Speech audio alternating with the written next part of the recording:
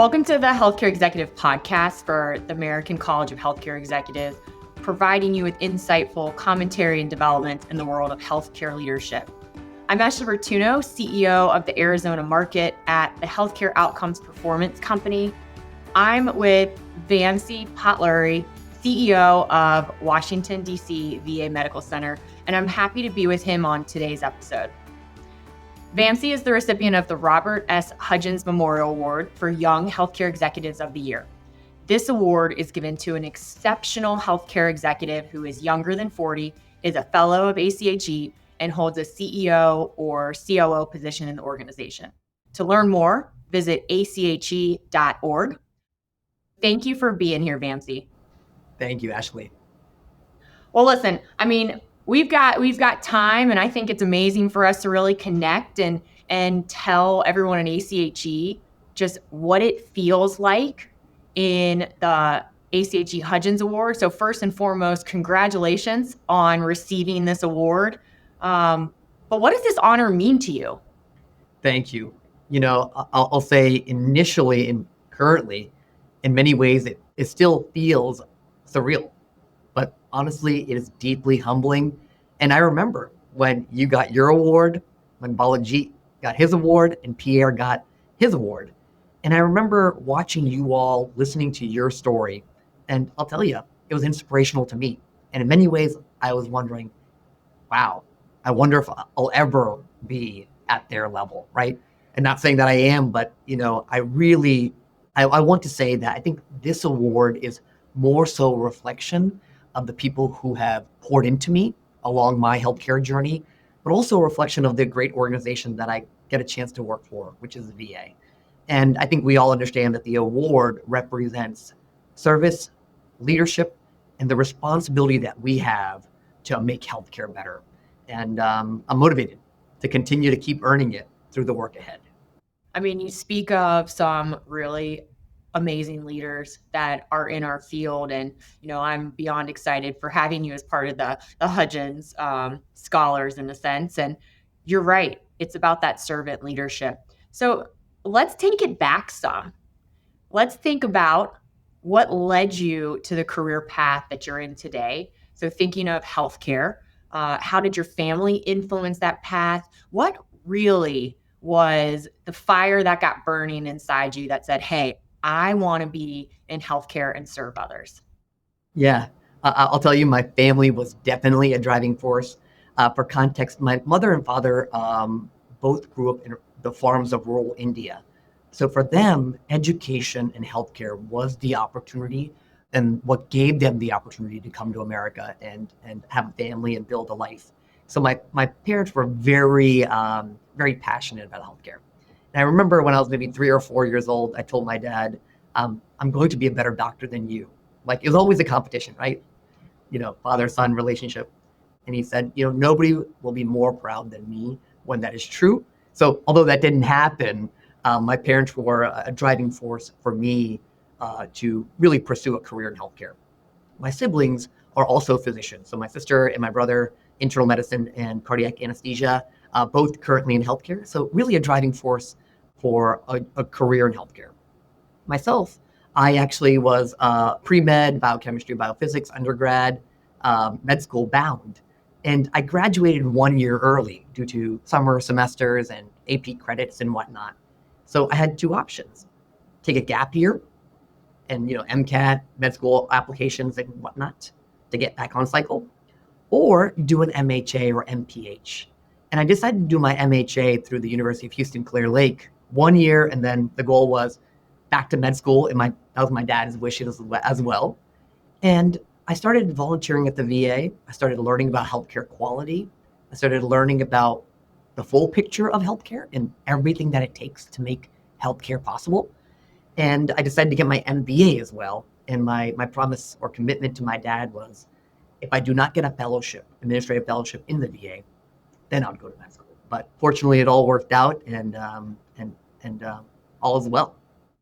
Oh, I love it. Now, are there any banters from your family on you're really the only one that's not a physician? Do you have to do those talks over those holiday meals? Yeah, initially, I think my parents were like, why this path? And it was really seated in I learned a lot about the VA, and I learned a lot about healthcare quality and how, from an administrative and leadership perspective, you can shape quality outcomes for patients. So that was really my driving focus in terms of being a quality management practitioner. And I think they understood it, but over a few years, maybe 5 to 10 years, I think that banter has died down a little bit. Well, I mean, just as much as they're proud of you, I mean, I think as part of our industry and really as being a colleague, I mean, I'm proud of you. That sounds amazing. And just, we've got similar career paths in the sense of wanting to be a doctor. So I think that's a theme throughout all of probably a lot of our colleagues. Now, you talked a little bit about the VA and kind of where that started and fellowship and really thinking through that a little bit more. But what made you decide that's truly where you wanted to spend the start of your career and where you are today? Yeah. So I'll go back a little bit further, and I think I failed to mention this. I actually started at the VA during high school, during some clinical rotations. I went to the Michael E. DeBakey High School for Health Professions in Houston, Texas. But I really had my eye-opening moment when I started as a volunteer at the Houston Michael E. DeBakey VA during graduate school. And during my internship, but also volunteer opportunity, most of my day was walking veterans to their appointment. And I learned so much about veteran culture, service, commitment. But through my additional experiences during my volunteer and internship, mentors and leaders taught me about the VA and things I didn't know. So we have 4 missions in VA: clinical care, research, education, and we call it our 4th mission, but emergency preparedness and response. And just to, share a little bit from a clinical care perspective, we are a leader in healthcare, not only as the largest integrated healthcare system in the country with sites of care coast to coast, but also from a quality perspective. I think we have over 3/4 of our facilities are 4 and 5-star on CMS star rating. Out of 5,000 hospitals in the US, very small percentage. So that's a huge kudos to the VA. For sure. And I didn't know that until I had a chance to join the VA and learn more. From a research perspective, I think we have over $2 billion worth of research any given year. And you can really Google VA's contribution to the standard of healthcare now. From an education perspective, I think we have over 120,000 trainees, from administrative individuals to physicians to nurses, but 2/3 of all physicians at some point train in the VA. So from a workforce development perspective, VA is instrumental for healthcare, but even the broader country. And then lastly, the 4th mission, during times of need, we will respond, earthquakes, hurricanes, pandemics, to be this backstop for the country. So once I learned some of that, I got a taste of what it was like to work with veterans and for veterans. I couldn't unsee it. And I wanted to learn how an organization did that. Oh, well, listen, you kind of touched on 2 things, and I've got 2 thoughts that just popped in. Sure. So I'm going to go down one and then I'll lean to the other because they go to what you highlighted in terms of your pillars. You spoke really around the deep pride in serving veterans. Thinking through where you are today, your own leadership style and approach, how does working with veterans influence your overall approach to leadership and service? And how do you see that it's had an impact?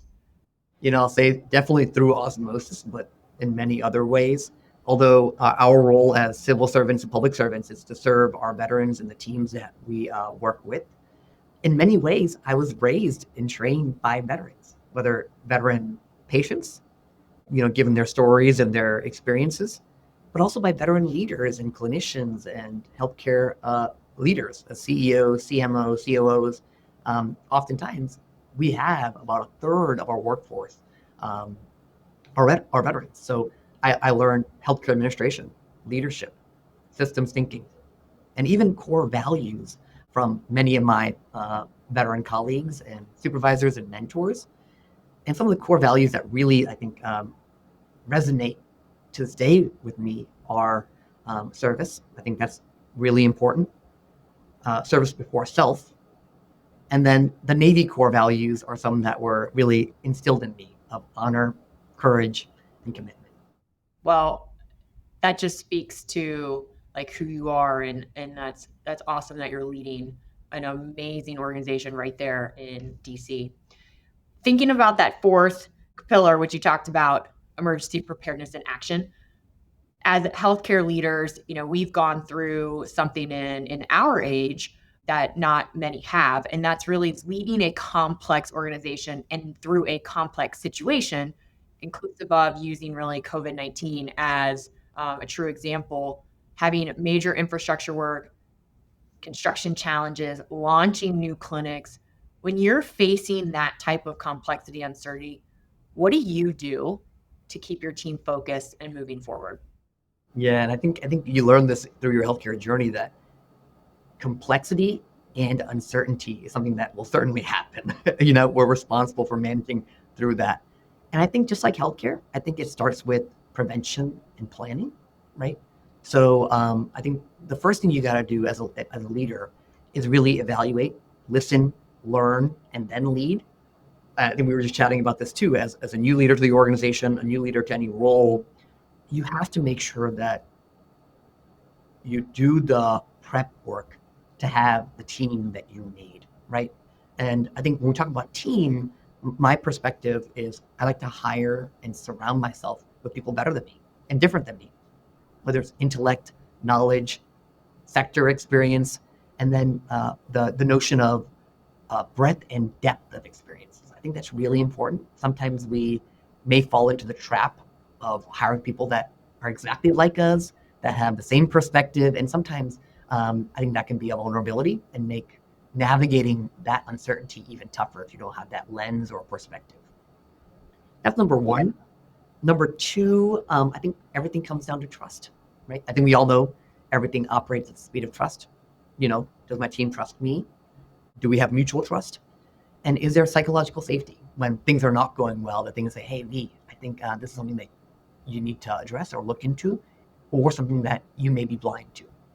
And I think that maybe the last piece is you got to put your ego aside as a leader, right? And as a new team, as a team, you have to get your reps in. And I think as you get your reps in, that relationship, that trust improves. But when you are able to put your ego aside, flatten the organization, I think maybe, and even invert the pyramid where you put, in our case, veterans, patients, staff at the center of everything that we do, it becomes a little bit easier to keep things on track, focused, and moving forward. No, you're absolutely right. I mean, that's why we're here. That's why we're here to serve, is to take care of our community and our patients. So you bring up great points. Before we switch to ACHE items, I want to hear one thing, and this is probably going to be tough, but what is one of your proudest moments that you want to share with everyone that may not even be on your resume? That is a really tough thing. I've always felt that the things that I'm the most proud of are not on my resume. And as I think through that, there's a lot to be proud of. But I think it comes down to the we did it moments. And I have this conversation with my kids too, like we did this, right? But I think with the team, it comes down to those small moments where someone or a group of people depended on me or the team. And initially, it seemed unlikely to happen. And those people can be mentors that trusted in me or poured into me, staff members or team members that needed something from leadership or the organization. And or it can look like a 101-year-old World War II veteran and his daughter that need something from the system that we were able to provide. So I think it comes down to maybe solving those problems, untangling those knots, and going maybe to a farmer's analogy, planting seeds under whose shade we don't plan to enjoy, right? Things that have happened and maybe things that haven't quite yet bloomed or blossomed that will happen, I think tend to be the things that I'm the most proud of. Well, those are some amazing moments and definitely something that's going to leave a lasting legacy within your career as well. So I want to switch a little bit to ACHE. So one of the things that I would say has been the most impactful organization to my career, and I assume yours as well, is really American College of Healthcare Executives. I mean, I truly remember going to my first Congress. I think I've been in the organization 16 years now, maybe 17, but who's really counting, right? But I remember walking in to Congress the first time as a student associate and just being revved up, like truly seeing the impact that our healthcare leaders have on not just the industry as a whole, but also how they had an impact on me. So, thinking through your career, how has Congress or local chapters truly helped grow you as a leader within the time? Yeah, I think you hit the nail on the head, right? In so many ways, inspiration, motivation, perspective, and then in some ways, the chance to give back, right? To whom much is given, I think much is expected. And I remember going to my very first Congress, and I've tried to go more times than not since I became a student member. But I remember going to sessions by Nicholas Tejeda, being a young healthcare executive, and I would sit, as close to the front row as I could. And again, the thought I had was, that's never going to be me, but this is awesome just to hear this from somebody that has done it, right? I remember hearing your award and your story. I mentioned Baljeet, Pierre, Baljeet, who nominated me. I met him in the hallway and said, hey, congratulations, so inspiring and impressive. And then 2 years later, he reached out to me regarding this nomination, and I was just blown away. But I think it comes down to the inspiration, the motivation, the knowledge, and then really thinking about the chance to give back is, I think, the stage that I'm really excited to be in. And then, the Congress level, but also locally, I've had the privilege of being involved in the Maryland chapter, the Indiana chapter, and then even the VA chapter. So I think it really has been career changing and force multiplier. Well, I think you bring up one name, you said it a couple of times, and I think we just need to give him a huge little shout out. Baljeet, if you're watching and seeing us, we both appreciate you and love you. You've been a great colleague and mentor and friend to probably both of us. And yes, so I think that really rounds out what you're talking about, what ACHE brings to all of us, and that is, it is not just the industry. It's not just going to Congress, and it's about the people. It's about the people that we get to interact with and truly shape our own leadership through influence of watching and learning and being part of someone else's journey as well. So amazing, absolutely awesome. I want to ask, really, what advice would you give to new leaders today entering the healthcare field? I didn't realize how important it was. It happened to me by happenstance or by luck. I think luck is the intersection of preparation and opportunity, right? So there's a role that luck plays. But I think you really improve your odds of becoming the strongest professional when you work for other great leaders, right? I think I kind of alluded to this. And I think the other thing is you take on the challenging assignments, the roles that most people walk away from. So I often didn't realize that in the moment. I was just eager and I wanted to learn. So take on tough, challenging assignments because they really do compound like anything good in life. And then work for good leaders, because early on, when you learn those good habits, you learn those good principles, I think it really does compound in a great way. Spot on there. So thank you for sharing that. I think our audience is truly going to find value in that. So one last question. Leadership can be demanding. So when you're away from work, how do you recharge? What does downtime truly look like for you? Lately, I don't know if I can empathize or sympathize with the term downtime. We recently welcomed our third child, Maya, who's 5 weeks old. So we have a 4-year-old, a 3-year-old, and a 5-week-old, my wife and I. So busy, but we love it, right? So I think the latest stage of life, even when I had our oldest, I was a COO. So really balancing work life. And I would say that in many ways, you do your best. And recharging for me is a little bit different than I think some others, but I just enjoy time with the kids and family. And we were talking about, ways that you can be a little bit more intentional about clearing your mind, recharging, and coming back even stronger. So I've had that opportunity thanks to the amazing team here. I've been on paternity leave for the past 4 or 5 weeks, and just honored to be back. But recharging for me, just spending time with the little ones and family. Well, first and foremost, congratulations on the growth of your family. That is definitely something to be excited for, but also those are the moments.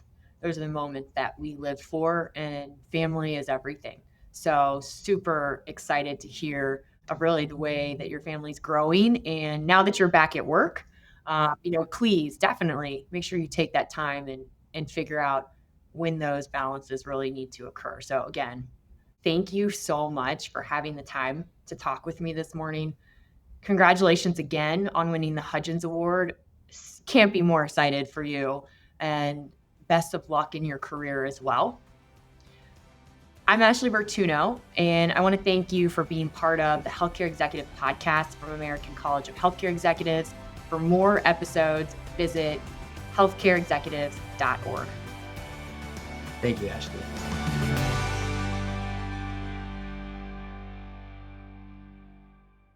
And a reminder, you don't need more tools, you need results. Med-Metrix helps health systems deliver solutions that turn revenue cycle management into predictable yield end-to-end, or where you need it most. Find out how at medmetrix.com.